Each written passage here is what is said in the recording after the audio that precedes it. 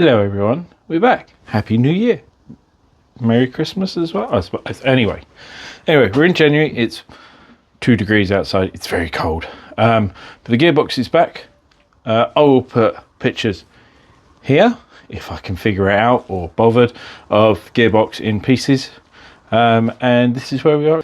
So, got myself a new exhaust manifold that was for a K20. So, won't be using that one. We've got that one, so that's a bonus. Merry Christmas me. I've put together engine mounts. So this is the map one that goes on the when you're looking at a car, it will go on that firewall there. And these come in pieces, but you just put them together. Use some Loctite. On the engine, we've got the belts on. We have a 7PK1285 without the air conditioning. Went on nice and easy. And then we have repaired this plug. I've got a new plug. I depinned a spare old plug. And then I've jointed in here as well. It's not focusing, is it? I also have a heater because it's cold. This is called the rotisserie. I've borrowed this. Oh, it's nice and warm. I borrowed this because I have made some clearance adjustments, shall we say, up inside, up here. Maybe I don't know how well you can see that because I can't see, but yeah, up there, made a little bit more clearance. The gearbox is back; it exists. I have made this, put together this mount. There is some adjustment on this, and I've not tightened anything yet. We have this gearbox mount again. Look at that, nice billet aluminium. We've got the shifter linkage and the other shifter linkage. The other gear mount to go on that side. But now I'm going to bring the engine out, and I'm going to mount the flywheel clutch, and then hopefully mount the gearbox onto the engine, which will be good. But yeah, again, got these two here. You've got this mount over this side for the longer cable, or one of the cables. I can't remember which way around it goes now. This one here. So you got one bolt on the side here, one bolt on the side here, and you've got this bolt here, which you put a little spacer on just to space it up. It comes with the kit. We also cut off the counterweight that went here. Doesn't seem to make a difference, they say, so I'm not too worried about that. This has a nice new synchros in it, and also a M factory LSD. And this is very nice. I like this. This is the map engine mount kit. Very nice. Very nice. Okay. Bye.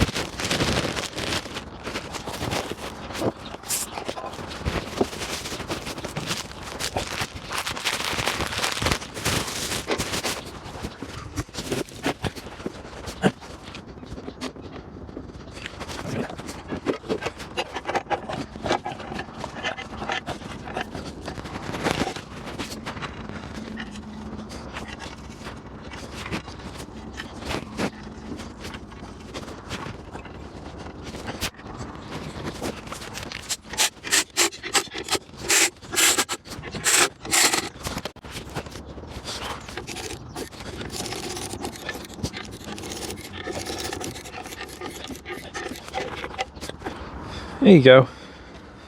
It's all on. Torqued up. Flywheel bolts are to 85 foot-pounds. Looked up on the internet. We're Loctite on. And then these are 20 foot-pounds. All cleaned up with good old clutch and brake cleaner. Next thing is going to be put the gearbox on. So I've got to take Daisy to school first, and then I'll come back and do that. But I probably won't make you watch me struggle with that. So I'll see you shortly. Okie dokie. I got the gearbox on with the help of Kelly. So, gearbox gone on. All the bolts are on and torqued up. We have replugged in everything we need to plug in and clipped it back on. We have reinstalled this drive shaft here. Half shaft, sorry, I should call it. We've strapped it down for now, but it's kind of sat ready to go. We have reinstalled the starter motor as well. Notice the knock sensor is new as well after that one was broken. Obviously, like I say, the plug here is repaired. The wiring here is ready to go. I'm going to route that once it's in the car. I haven't decided yet whether this bit stays or not yet. But it's now, hopefully, in the next, I'm going to say next video or whatever else you want to call it, but for you it would be like 2 seconds. That will be going into there. But for me that's tomorrow because I've got to go to work. Bye. Also on the map kit, you get this new engine mount, which you do have to open up the holes to be able to get it to fit. It does say in instructions, but I couldn't find any pictures of this one fitted, but there it is, 2 bolts on the gearbox, one on there. And then just so you can see, this map engine mount, we got 2 there, again adjustments. You got 3 bolts underneath which come up, which hold this in position, and these 2 here. These are all Loctited, and it all only goes together one way, so that's pretty simple. This map, and this is for the map shift linkage, so this is where it bolts one there and one there, sitting like that. And this side, like I said before, I might have shown you, you've got 1 bolt here with a spacer, 1 bolt here, 1 bolt there. That is how it sits. There you go, like that, because the other gear linkage comes through there. And then this one is the 2 bolts on the there we go, 2 bolts on the side, which it comes with, like that. And then these 2 here go through to there, and that bolts onto this side of the gearbox like that. Only because I haven't seen a video or anything or pictures of these map ones together yet, so I just thought I'd add them. Okay, bye. Grandpa.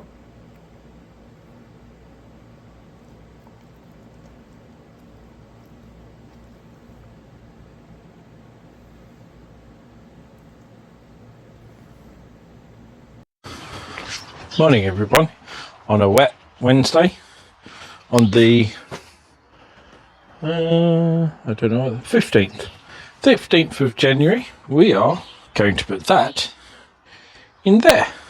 Now I've got the stand, but if I put you stand out here, you're not going to see anything, so we're going to kind of play it by ear. First thing we're going to do is roll the engine into place. We've got this cover on. Hang on, let's put you on the stand briefly. Hang on, here we go. Look, we do have the stand. Let's put you on there. There you go. But you need to be able to see what's going on as well. So, you know, let's see what happens. One of the first things that we've taken off the front and rear engine mount. I spoke to Mitch from Mitch's Auto Parts. He said to take them off just because it makes, when the engine's in, manoeuvring it to get the stuff fitted that needs to be fitted. So I have removed them. Let's put that there for now. Right, move the engine into place, hopefully with ease.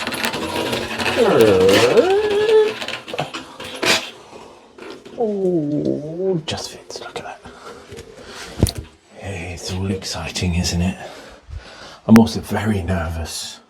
Right, so first thing we'll do is take that bolt out. Pretty sure it's a 14. This is just the gearbox mount.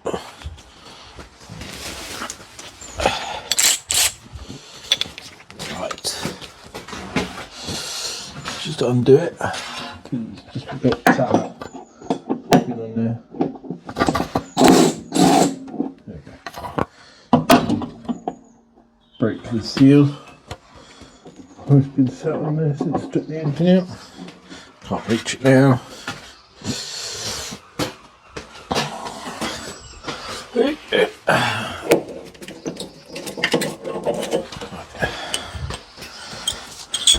Ow. Bang me head. Right. Put this bolt, remind me. Put this bolt up there, okay? Because that's the first mount to go in.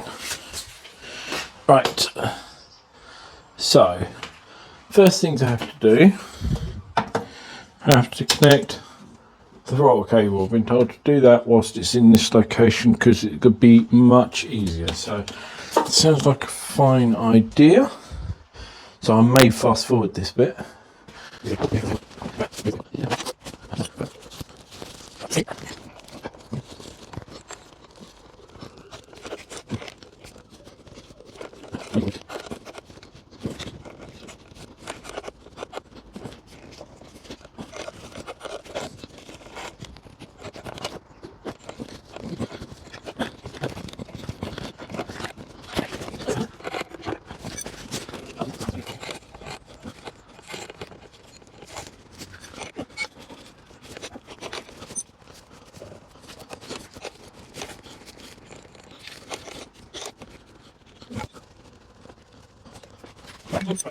Show you what I've done. Ding, ding, ding, ding, ding, ding, ding, ding. Just so you know, there you go. There's the throttle cable connected. I did notice the end is very close, but as the throttle cable goes round, yeah, it does. There you go. It's really hard. Sorry. It moves. Focus. It pulls around. Actually moves away from it, like so. And it's not touching. It's just the rubber bit on the end. Just giving it protection. Okay. So we're on that. I would love to put an e-throttle on it, especially if I'm running a EME black, but we'll see as time moves forward. Move it to there for a minute.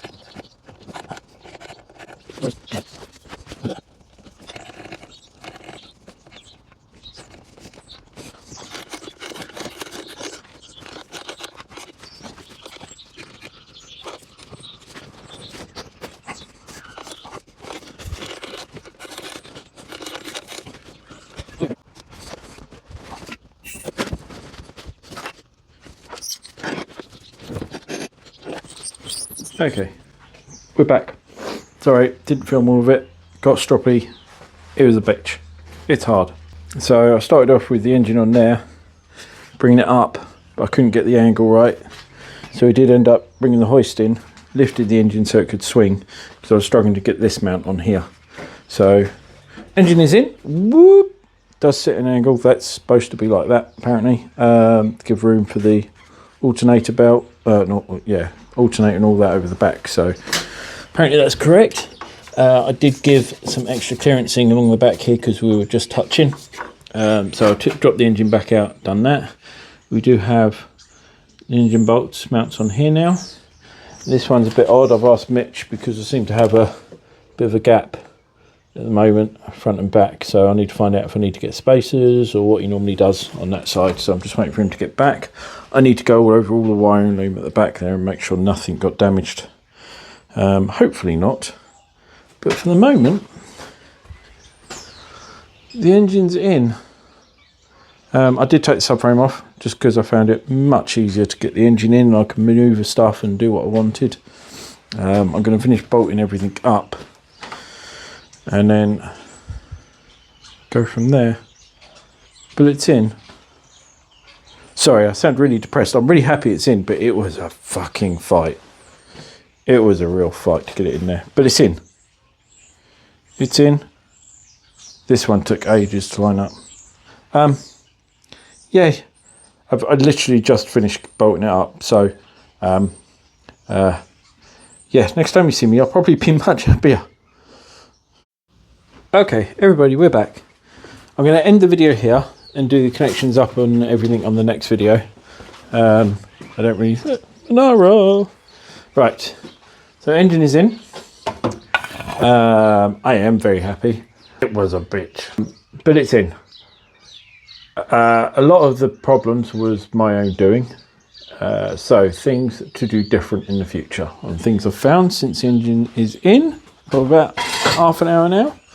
I have damaged the throttle position sensor and plug as it was coming in. So because the throttle body is bigger than the stock one, I probably, if I take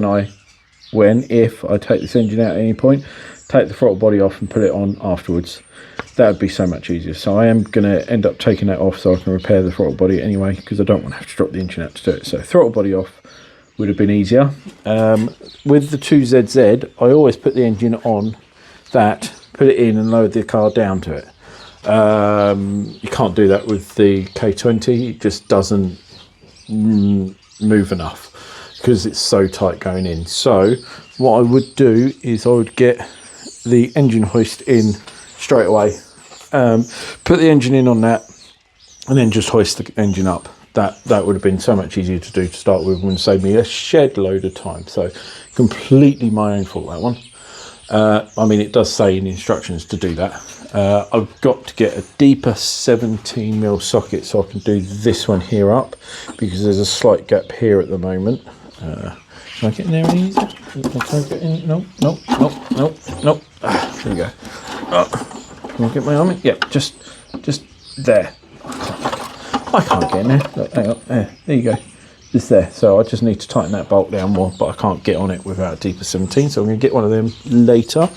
I'll bung the exhaust manifold on just on that. The other thing I would do is I take the subframe off. I should have done that to start with. I am Denard. I should have done that to start with. It would have made life so much easier. Everything else seems to be okay.